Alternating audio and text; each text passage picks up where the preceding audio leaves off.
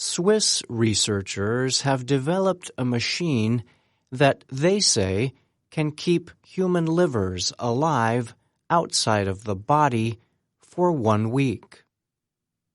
Current technology and methods are only able to keep human livers alive for up to 24 hours. The new machine is able to keep the liver active by performing several functions normally carried out by the human body. Researchers say they expect the technology to greatly increase the number of livers available for transplant. This could save the lives of many patients suffering from severe liver disease who need to have their liver replaced. Scientists from the University of Zurich in Switzerland developed the machine. They recently reported their results in the publication Nature Biotechnology. The researchers say the purpose of their Liver for Life machine is to perform what they call liver perfusion operations outside of the human body. Perfusion is the process by which blood or other fluids are pumped through organs and tissue. The machine keeps the liver at the right temperature and moves it in a way that would be natural in the body. It uses a pump to fill the liver with blood, acting like a replacement for a human heart.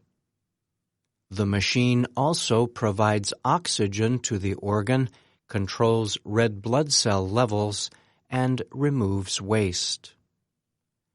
A healthy liver is necessary to support life. The liver receives about 25% of blood from the heart and carries out about 5,000 different tasks in the body. Livers are among the most commonly transplanted human organs. Most transplants involve patients suffering from severe liver disease or cancer. The Mayo Clinic in the state of Minnesota reported that in 2017, about 8,000 liver transplants were performed in the U.S. among adults and children. Of those, 360 involved livers from living donors. In addition, about 11,500 people were registered on a waiting list to receive a liver transplant, the organization said. Keeping livers alive and functioning for longer periods could greatly improve the chances of survival for patients. The research team began their experiments using livers from pigs. After repeated testing and engineering development, the team said it was able to get the pig livers to survive for 7 days, with support only provided from the Liver for Life machine. The scientists said they also discovered that the system can work to repair damaged livers. In one test, the team connected the machine to 10 injured human livers that had been rejected for transplantation by all European medical centers. After 7 days of perfusion treatment from the machine, 6 of the human livers fully regained important liver functions, the researchers reported. Pierre-Alain Clavien is chairman of the Department of Surgery and Transplantation at University Hospital Zurich. He helped lead the research.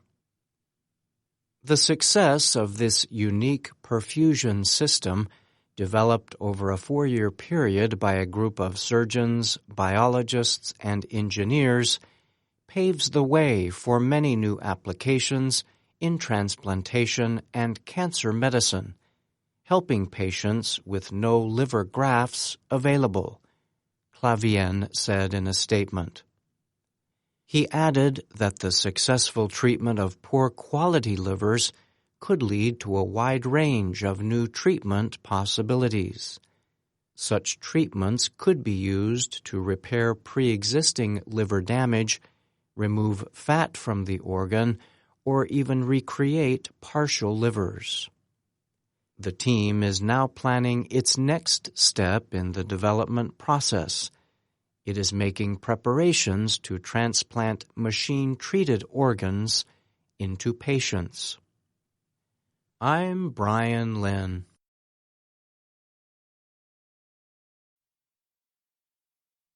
Scientists reported this week that the world's oceans were warmer in 2019 than they had ever been before. The report comes at a time when studies have linked rising ocean water temperatures to man-made pollution. Researchers say the rate of warming is speeding up and may cause a planet-wide disaster. The oceans take in more than 90% of the extra heat created by carbon dioxide and other greenhouse gas emissions. Greenhouse gases are a product of pollution from factories, driving motor vehicles, and other human activities. Scientists are able to measure the rate of global warming when they compare current ocean water temperatures with those measured over the past few years. For a better understanding of ocean warmth, scientists from around the world studied records shared by China's Institute of Atmospheric Physics, or IAP.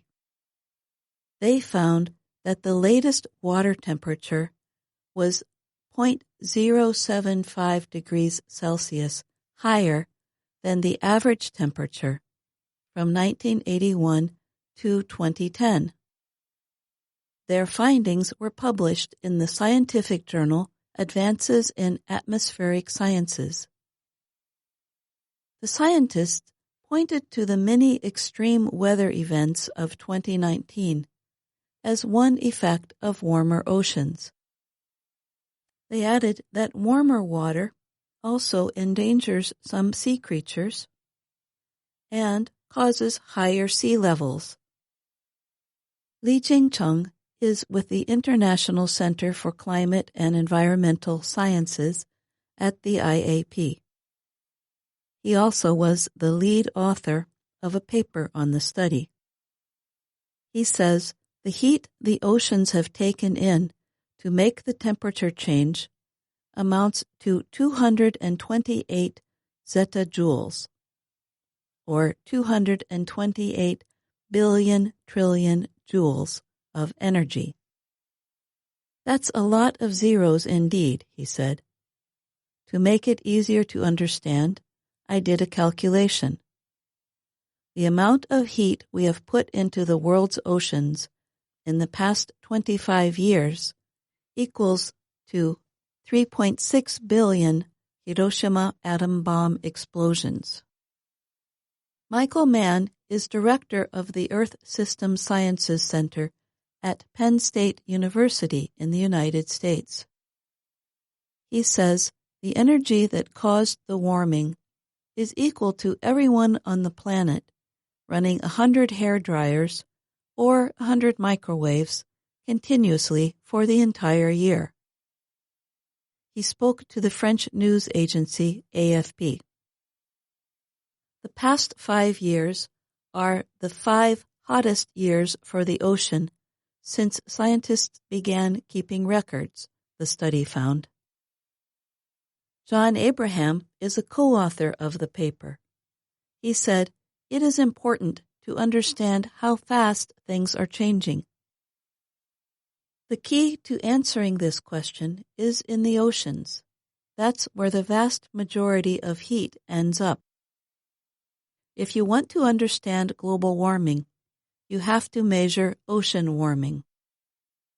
Abraham is a professor of mechanical engineering at the University of St. Thomas in Minnesota. In 2015, world leaders signed the Paris Agreement as part of efforts to limit climate change. The agreement took effect the following year. It aims to limit global temperature increases to well below 2 degrees Celsius and to 1.5 degrees Celsius, if at all possible. There has been about 1 degree Celsius of warming since the start of the Industrial Revolution 200 years ago. Yet the result of rising water temperatures is not evenly spread in the world's oceans.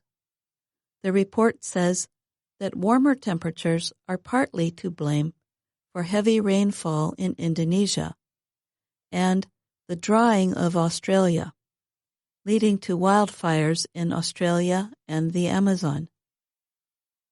Mann explained that there is still hope for the climate to recover from this temperature increase.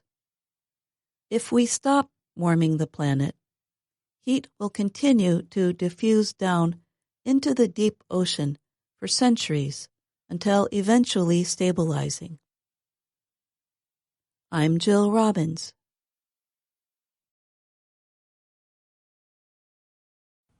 Chinese officials and the World Health Organization, WHO, are trying to contain an outbreak of pneumonia in the central Chinese city of Wuhan. Health experts suspect that the pneumonia cases could be linked to a new form of coronavirus. The virus is blamed for at least one death.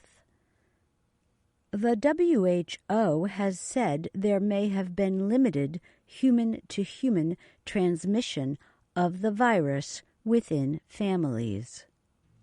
Chinese officials say a seafood market in Wuhan is thought to be at the center of the outbreak.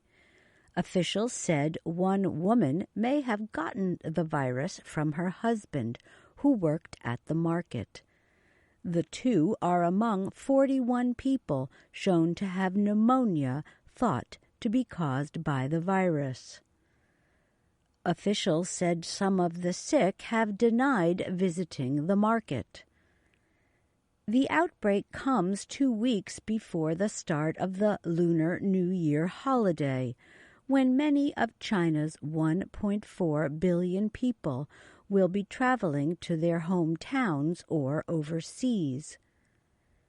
WHO and Chinese officials are taking steps to ensure the disease does not spread. The officials in Wuhan confirmed that Thailand has quarantined a Chinese woman. It is the first case of the mystery strain of coronavirus to be found outside of China. The woman is said to have come from Wuhan. The coronavirus is from a family of viruses that can cause both the common cold and more serious diseases. On Wednesday, a Hong Kong health official told reporters that the threat of human-to-human transmission remains low.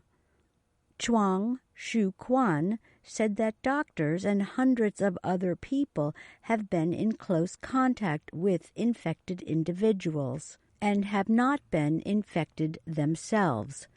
She spoke to reporters after returning from a visit to Wuhan. With the Lunar New Year set to begin on January 25th, the WHO called on Thai officials and the public to be on guard against the virus. Thai health officials announced Wednesday they were increasing security at airports. The outbreak in Wuhan has made some in China think of SARS, short for Severe Acute Respiratory Syndrome. SARS is a coronavirus that first struck southern China in late 2002. It then spread to more than 24 countries, killing nearly 800 people. The United States released a warning about the latest outbreak for American citizens in China. I'm Susan Shand.